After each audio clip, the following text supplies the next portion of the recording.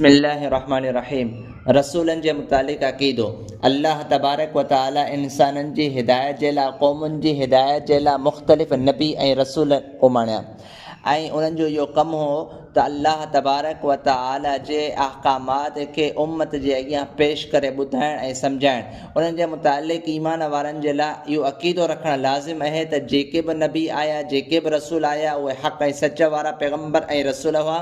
अल्लाह जे इन पैगाम खे उन्हनि सही माना जे अंदरि माण्हुनि ताईं पहुचायो ऐं अल्लाह तबारक व तआला जे इन अहकामात ते उन्हनि अमल कयो ऐं नबियनि ऐं रसूलनि जे अंदरि ख़ासि तौर ते कुझु अहिड़ा बि हुआ जिन खे अल्लाह ताला ॿियनि जे मथां फ़ज़ीलत अता करणु फरमाई, यानी कुझु नबियनि जे एतबार सां फ़ज़ीलत वारा हुआ।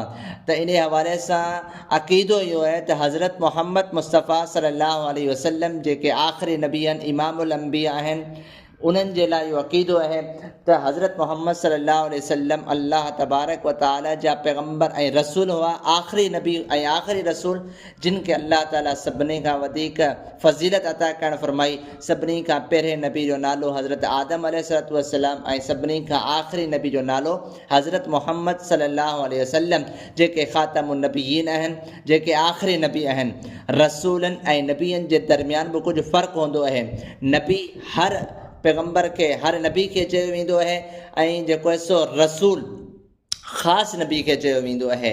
रसूल जो मतिलबु इहो त जंहिं नबी खे नई किताब या नई शरीयत ॾिनी वई उनखे रसूल चयो वेंदो ऐं जंहिंखे साबिक़ा किताब या साबिक़ा शरीयत यानी गुज़िश्ता शरीयत या गुज़िश्ता किताब ॾिनी वई उनखे नबी चयो वेंदो आहे। त मतिलबु इहो थियो त हर रसूल नबी आहे पर हर नबी रसूल न आहे। इन जे करे जो रसूल ख़ासि आहिनि ऐं उन्हनि जे अंदरि बि मशहूरु जेके आहिनि उहे ख़ासि तौर ते उहे जिन जे मथां अल्लाह ताला किताब खे नाज़िल करणु फरमायो। जे मिसाल जे तौर ते हज़रत मूसा अलैहिस्सलातु वस्सलाम, हज़रत दाऊद अलैहिस्सलातु वस्सलाम, हज़रत ईसा अलैहिस्सलातु वस्सलाम ऐं हज़रत मुहम्मद रसूलुल्लाह सल्लल्लाहु अलैहि वसल्लम।